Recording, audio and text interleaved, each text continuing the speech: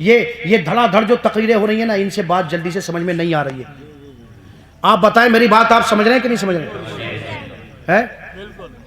میں نہیں چاہتا کہ بڑی لمبی چوڑی سپر ایکسپریس تقریریں ہوں، مگر کم از کم اتنا تو ہو کہ رسول پاک غوث اعظم کی محفل سے کچھ لے کے جائیں. یہ نہ کہیں صبح کو بیڑی میں دم مار کے کہ تقریر تو بڑی دھودھار ہوئی تھی، مزہ آ گیا تقریر میں. پوچھ لیا امام صاحب نے کہ کیا ہوئی تھی؟ یہ پتہ نہیں ہے کہ کیا ہوئی تھی، مگر دھوم دھڑاکا خوب تھا، مزہ بہت آیا. تو مزہ لینے کے لیے تقریر نہیں ہے، قسمت کو بدلنے کے لیے تقریریں ہوتی ہیں، زندگی میں انقلاب اور بدلاؤ لانے کے لیے تقریریں ہوتی ہیں. آج بیان کوئی ہم ہی تھوڑی کر رہے ہیں، تمام علماء اکرام سے زیادہ بیان تو غوث اعظم نے کیا ہے.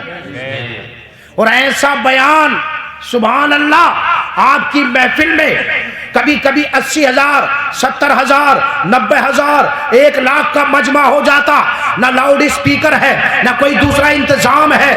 آپ جب تقریر فرماتے تو 80,000 کے مجمع میں سب سے پیچھے بیٹھنے والا جب اس سے پوچھا جاتا ذرا بتا تو صحیح سرکار بغداد تو تجھ سے بہت دور تھے، تجھے کیا سمجھ میں آ رہا تھا؟ کیا تیرے کانوں تک آواز پہنچ رہی تھی؟ تو وہ کہتا تھا کیسی بات کرتے ہو، سرکار بغداد میرے پاس کھڑے ہو کے ہی تو بیان کر رہے تھے. اللہ اللہ. اور جب آپ بیان کرتے ایسی نصیحتیں ہوتی، ایسا آخرت کے بارے میں ڈرایا جاتا کہ مجمع سے جنازے اٹھا کرتے تھے، مجمع سے جنازے اٹھتے. ایسا خوف طاری ہوتا غوث اعظم کا بیان سن کے، ایسا لگتا کہ جیسے آخرت کے معاملات کو بڑے قریب سے محسوس کر لیا ہو. عذاب قبر، میدان محشر کی ہولناکیاں، وہ پلسرات کے نیچے کے منظر جیسے قریب سے دیکھ لیے ہو. یہی تو وجہ ہوتی تھی کہ لوگوں کے کلیجے پھٹ جایا کرتے تھے اور مجمع میں ہی دم توڑ دیتے تھے. آج وہ تقریریں کہاں گئیں؟ آج وہ مجمع کہاں گئے؟ آج وہ محفلیں کہاں گئیں؟ وہ سنانے والے کہاں گئے؟ ایک بندہ اتنا بڑا پنڈال سجایا، اگر کوئی نوجوان میرا بھائی اگر کوئی ایک بھی نہیں سدھرا تو کیا مطلب ہوا اسے سجانے کا؟ میں صحیح کہہ رہا ہوں میرا بھائی؟ غصے میں تو نہیں ہے کہ یار یہ مولانا کہاں سے پکڑ لائے؟ ایسا تو نہیں ہے. آج اعلان کر نعرے لگا رہے ہیں نبی کا دامن نہیں چھوڑیں گے. پکڑ تو لو پہلے، جان دے دیں گے نبی پہ. امام صاحب علماء اکرام کی توجہ، جان دے دیں گے نبی پہ. بس جان دے دے گا، فجر کی نماز نہیں پڑھ سکتا جان دے دے گا. کیوں صاحب؟ 10 منٹ کی نیند نہیں قربان ہو رہی ہے، گردن قربان کر دے گا. جھوٹا ہے کہ نہیں ہے؟ نعرے جھوٹے ہیں، سچے ہوتے تو انقلاب ہوتا. میں اپنے نوجوانوں سے ہاتھ جوڑ کے گزارش کروں گا، جیسے تم نے یہ پنڈال سجایا ہے ایسے ہی اپنا یہ سینہ بھی غوث اعظم کی یاد سے روشن کر دو. واپس جاؤ. کوئی ایک نوجوان ایسا آج یہاں سے پلٹ کے واپس جائے کہ وہ جا کے اپنی زندگی میں انقلاب لائے اور یہ محفل کے بعد یہ معاملہ ہو کہ الحمدللہ آج تک میں نے زندگی چوراہوں پہ گزاری ہے، مارکیٹوں میں گزاری ہے، بازاروں میں گزاری ہے، نالیوں پہ کھڑے ہو کے گزاری ہے. آزان ہوتی تھی چھوڑ دیتا تھا، مگر جب سے محفل غوث اعظم میں بیٹھا ہے، رچایا سجایا بسایا ہے، جب سے یہ محفل ہوئی ہے اس کے بعد سے خدا کرے کہ کوئی نوجوان ایسا ہو کہ مسجد کا نمازی بن جائے تو پھر ہم بھی کہیں گے الحمدللہ محفلیں بہت دیکھی ہیں مگر باہر چک کے سنی جنتی مسلمانوں، اے نوجوانوں تم نے حق ادا کر دیا ہے. بے نمازی تھا محفل سجا کے نمازی بن گیا ہے. یا رسول اللہ سبحان اللہ. آج دیکھو ایمانداری سے ایک بات بتاؤں میں، اگر میں آپ کے اندر ہمارے اندر جو برائیاں ہیں اگر میں انہیں بتانے لگوں تو یہ مجمع خالی ہو جائے گا، لوگوں کے چہرے اتر جائیں گے. ایسا خطیب نہیں چاہیے اور اسی لیے مجمع کامیاب نہیں ہو رہے، اسی لیے جلسے کامیاب نہیں ہو رہے. سننے سنانے کا انداز ختم ہو گیا، بس مزہ لینے کا انداز رہ گیا، بس مزہ لینے کا انداز رہ گیا. نہیں نہیں نہیں، مزہ یہ مزے کے لیے نہیں ہے. میرے غوث کے یہاں محفل سجتی تھی، اللہ کی قسم اگر چور آتا تھا آپ کی محفل میں بیٹھ جاتا تو متقی پرہیزگار بن کے واپس جاتا تھا.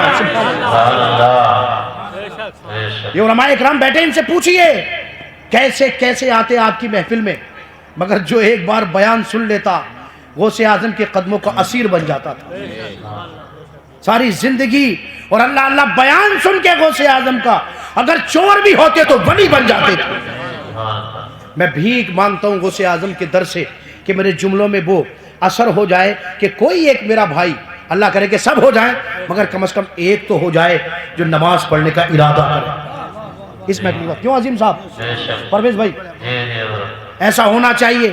ہماری ماں اور بہنیں بھی سنیں. سبحان اللہ. یہ کانوں میں ایئر فون لگا کے جو روٹیاں بنائی جاتی ہیں، گانا بجا کے انہیں کھا کے ان کی گودوں میں پلنے والے بچے، ان کی رگوں میں دوڑنے والا خون، اس کے اندر اسلام کی حرارت نہیں ہو سکتی. یہ بچہ جو واقعی ماں گانے گا رہی ہے اور روٹی بنا رہی ہے، بچوں کو کھلا رہی ہے، اس بچے کے اندر اسلام کا جذبہ پیدا نہیں ہو سکتا. وہ مسجد کا نمازی نہیں بن سکتا، وہ نچنیا، ناچنے والا، گانے والا ہی بنے گا. اگر آج مسجدوں میں امام نظر آتے ہیں تو ہمیں یہ خیال بھی آنا چاہیے کہ یہ امام جب ایسا ہے تو اس کی ماں کتنی پاک رہی ہوگی. یہ ماں کی پرورش کا نتیجہ ہے جو آج مسجدوں میں امام نظر آ رہے ہیں. پاک ماں کی پرورش کا نتیجہ ہے. ورنہ اللہ اللہ اس دور پرفتن میں میرے عزیز نعرے لگا رہے ہیں نبی کا دامن نہیں چھوڑیں گے، نبی کے نام پہ جان قربان کر دیں گے. جان قربان کر دی کربلا والوں نے. اب تمہیں جو کربلا والوں نے میسج دیا ہے اس پہ عمل کرنے کی ضرورت ہے. کیسے وقت میں نماز پڑھ کے دکھائی ہے. اے میرے بھائی نوجوانوں، ان میں کون کون ہیں جنہوں نے واقعی اس میں یعنی محنتیں کی ہیں، کاوشیں کی ہیں اور اس پنڈال کو سجایا؟ وہ لوگ یہاں ہیں؟ سب ہیں؟ ماشاءاللہ، بڑی خوشی کی بات ہے کہ سب یہاں ہیں، ورنہ سب نہیں ہوتے ہیں. کچھ لوگ محفل دیکھنے آتے ہیں، کچھ لوگ سننے آتے ہیں اور کچھ لوگ زندگی بدلنے آتے ہیں. ایمانداری سے بتائیے آپ میں کون ہے جو سننے کے بعد زندگی بدلنے کے لیے آیا؟ سب ہے؟ سب ہے؟ محبت سے کہہ دیں مچل کے سبحان اللہ. اپنے نبی کا نام لو اور کہہ دو یا رسول اللہ. میری جانب جو ہو جائے اشارہ یا رسول اللہ، چمک جائے میری قسمت کا تارا یا رسول اللہ، مقدر میں میرے لکھ دو دوبارہ یا رسول اللہ، کروں میں پھر مدینے کا نظارہ یا رسول اللہ. آج آپ دیکھ رہے ہیں بڑا افسوس ہوتا ہے یار، خدا کی قسم ہماری قوم کا حال کیا ہو گیا. پرویز بھائی، جناب ارباب منبر کی توجہ، پی ایس سی فوج میں بھرتی ہونے کے لیے 4 بجے سے بھاگ رہے ہیں، دوڑ رہے ہیں، راتوں کو دوڑ رہے ہیں، سردی میں دوڑ رہے ہیں، روڈوں کے کنارے کتنی دور تک جا رہے ہیں. کس لیے؟ پیسے کے لیے. کس لیے؟ دولت کے لیے. کبھی غور کیا ہے یہی نوجوان جو آج کئی کلومیٹر کی ریس لگا رہا ہے، کیا کبھی اپنی مسجد تک کے لیے اتنے محبت سے اٹھا ہے جانے کے لیے ہے؟ اور ایک بات میں آپ کو بتاؤں، کامیابی ریس لگانے سے نہیں ملے گی، کامیابی دولت اکٹھا کرنے سے نہیں ملے گی، کامیابی دنیا بھر کے زمانے کی دولت اکٹھا کرنے سے ہاتھ نہیں آئے گی. کامیابی کے لیے میرے نبی نے قانون بنایا. آپ کی مسجد کے مینار سے ہر روز 5 مرتبہ آواز آتی ہے، حی علی الفلاح. تم کہاں جا رہے ہو؟ دوڑنے سے کامیابی نہیں ملے گی، بھاگنے سے کامیابی نہیں ملے گی، اتنی تھوڑی لمبی چوڑی محنت کرنے سے کامیابی نہیں ملے گی. اگر تمہیں کامیابی ملے گی تو رب کی بارگاہ میں سجدے کرنے سے کامیابی ملے گی.